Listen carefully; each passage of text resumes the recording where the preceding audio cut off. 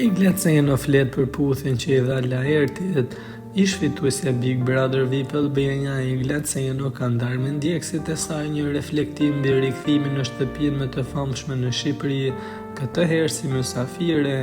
Në një postim në rrjetet sociale, ajo përshkroi emocionet që përjetoi gjatë vizitës, duke theksuar energjinë e fortë që ndjeu nga banorët.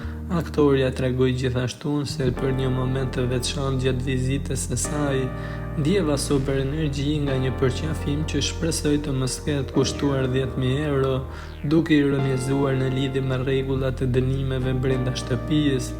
Ajo përmendi edhe mungesën emocionale të disa banorëve, pavarësisht se fizikisht ishin të pranishëm, si dhe një banore që e ngatroi për rivale për shkak të reagimeve të saj.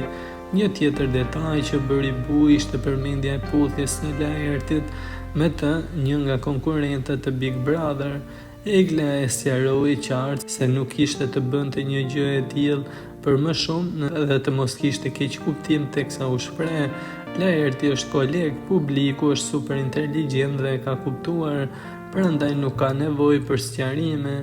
U shpreh ajo duke përmbyllur me mesazhin e saj. Egla deklaroi se tashmë ka në mendje 3 finalistë, madje edhe ka zgjedhur dhe fituesin e këtij edicioni, duke nënvizuar se ai është një mashkull. Ky koment ka ngjallur kurreshtjen e ndjekësve, të cilët janë të etur për të zbuluar nëse parashikimi do të realizohet.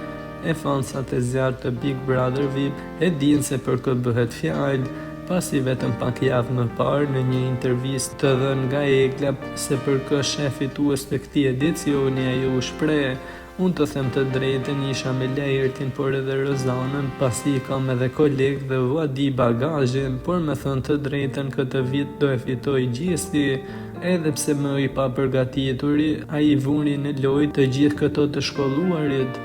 E gjithë loja ka të bëjë se sa keq do ta nxjerrësh tjetrin, dhe Gjesti është kampion i kësaj, i uroj fitoren."